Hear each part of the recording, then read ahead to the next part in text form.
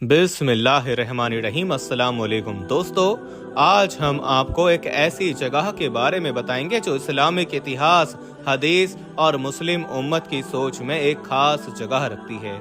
ये है दमिश्क की अल जामिउल उमवी मस्जिद, जिसे ग्रैंड मॉस्क ऑफ दमिश्क भी कहा जाता है। ये मस्जिद सिर्फ एक इबादतगाह नहीं है, बल्कि इसमें इस्लामी इतिहास के कई सुनहरे पन्ने समाये हुए हैं।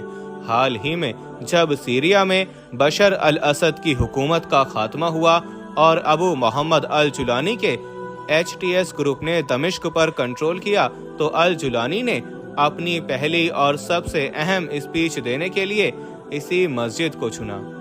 लेकिन सवाल ये है कि क्यों इस मस्जिद को ही क्यों चुना गया और इसके पीछे क्या मैसेज छुपा था। दोस्तों, आज हम इस मस्जिद के धार्मिक, ऐतिहासिक और राजनीतिक पहलुओं को समझेंगे, ताकि आप जान सकें कि ये मस्जिद सिर्फ सीरिया ही नहीं बल्कि पूरे मुस्लिम उम्मत के लिए खास क्यों है। सबसे पहले अगर बात करते हैं दमिश्क शहर की, ये दुनिया के सबसे पुराने शहरों में से एक है। इस शहर का नाम कई ऐतिहासिक और धार्मिक घटनाओं से जुड़ा हुआ है। ये माना जाता है कि यहाँ हजरत आदम अलैहिस्सलाम के बेटों हाबिल और काबिल ने अपनी कुर्बानी पेश की थी। बाद में यूनानी और रोमन सभ्यता के समय ये एक धार्मिक और सांस्कृतिक केंद्र रहा। जब इस्लाम का दौर आया तो ये शहर बनु उमैया की सल्तनत का सेंटर बन गया। इसके बाद इस शहर को दुनिया भर में इसकी मशहूर उमवी मस्जिद ने और भी पहचान दिलाई। प्यारे दोस्तों, दमिश्क की उमवी मस्जिद को बनु उमैया के खलीफा वलीद बिन अब्दुल मलिक ने 705 ईस्वी में बनाना शुरू किया और 715 ईस्वी में इसे पूरा किया। इसे बनाने के लिए उस वक्त के सबसे बेहतरीन कारीगरों को लाया गया। कंस्ट्रक्शंस जो किया गया उसमें भारत, फारस यानी ईरान और मराकश जैसे देशों से सारी चीजें मंगवाई गई थीं। मस्जिदों के मीनारों और दीवारों पर सोने और चांदी का इस्तेमाल किया गया है। कहा जाता है कि मस्जिद की नींव इतनी गहराई तक खोदी गई थी कि पानी तक निकल आया। इस मस्जिद को बनाने में उस दौर के 11 लाख दिनार खर्च हुए, जो इसे उस वक्त की सबसे महंगी और खूबसूरत मस्जिदों में से एक बनाता है।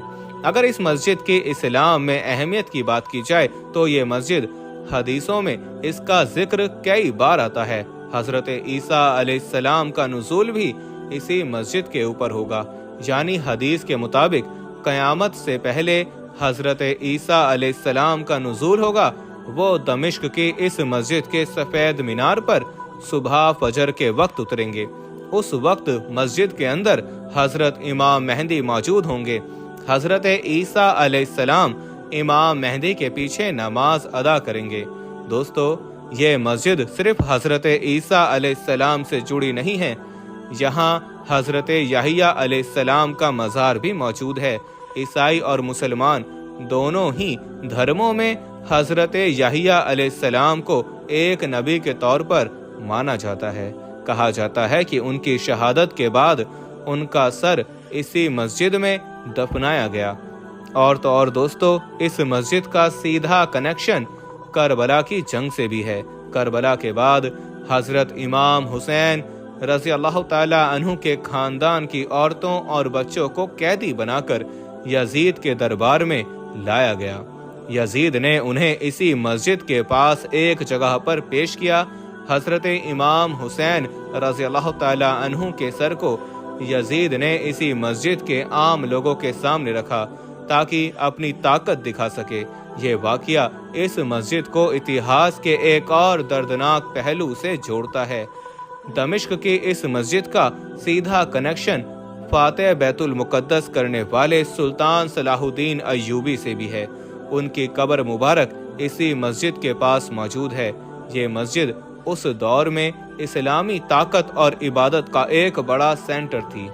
मक्का, मदीना और बैतुल मुकद्दस के बाद अगर चौथी सबसे मुकद्दस कोई मस्जिद है तो वो यही मस्जिद है। दमिश्क की ये मस्जिद ही है। लेकिन 2011 में सीरिया में सिविल वॉर तो शुरू हो गया था। इस जंग ने सीरिया के बड़े बड़े शहरों और मशहूर इमारतों को बर्बाद कर दिया। लेकिन ये मस्जिद आज भी खड़ी है। हालांकि इसके बाहरी हिस्से पर वॉर का असर साफ नजर आता है। कहा जाता है कि ये मस्जिद आज भी सीरिया के मुसलमानों की पहचान है। अब बात करते हैं अल जुलानी की विक्ट्री स्पीच की। उन्होंने इसी मस्जिद को अपनी पहली स्पीच के लिए चुना। इसका एक बड़ा कारण ये था कि ये मस्जिद सिर्फ सीरिया ही नहीं बल्कि पूरी मुस्लिम उम्मत के लिए खास है। इस मस्जिद को चुनकर उन्होंने ये मैसेज देने की कोशिश की कि उनका संघर्ष सियासी होने के साथ साथ धार्मिक भी है। दोस्तों, दमिश्क की ये उमवी मस्जिद सिर्फ एक इमारत नहीं है, ये इस्लामिक इतिहास, उम्मत की पहचान और कई बहुत सारी खास घटनाओं का ये गवाह भी है। हमारा फर्ज है कि हम इस मस्जिद की अहमियत को समझें और अपनी नई नस्लों को इसका सही इतिहास बताएं। दोस्तों, अगर आपको इस मस्जिद से जुड़े कोई और जानकारी पता हो तो हमें कमेंट में जरूर बताइएगा। दोस्तों, वीडियो पसंद आई हो तो इसे लाइक और शेयर जरूर करें। चैनल को अभी तक आपने सब्सक्राइब नहीं किया है तो हमारे इस्लामी अखलाक यूट्यूब चैनल को सब्सक्राइब जरूर करें, क्योंकि हम बहुत जल्द 15 लाख सब्सक्राइबर को पार करने वाले हैं, कंप्लीट करने वाले हैं। तो जल्द से जल्द आप लोग सब्सक्राइब करें और अपने दोस्तों में भी इस वीडियो को शेयर करें ताकि उन लोगों को भी ये मालूमात मिल सके। दोस्तों, अगर आप किसी भी टॉपिक पर जो इतिहास से जुड़ा हो या इस्लामिक टॉपिक हो या हिस्टोरिकल आपको कोई भी सीरीज अगर देखनी है तो आप हमें कमेंट करके जरूर बताइएगा। इंशाअल्लाह हम उस पर बहुत जल्द वीडियो लेकर आएंगे। हम मिलते हैं आपको अगली वीडियो में, तब तक के लिए अस्सलाम वालेकुम, अल्लाह हाफिज।